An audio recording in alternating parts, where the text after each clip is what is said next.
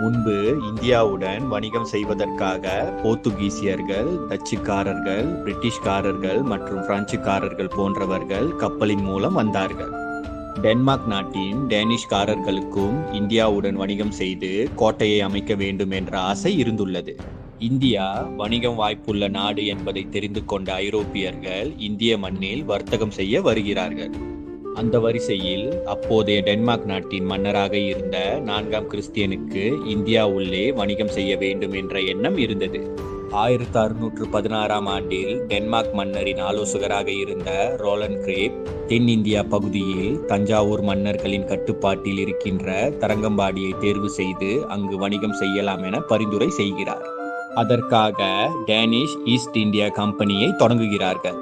4 வணிக கப்பலையும் கடல் கொள்ளையர்களிடமிருந்து தப்பிக்க ஒரு போர் கப்பலையும் இந்தியாவின் தென் பகுதிக்கு அனுப்பி வைக்கிறார்கள்.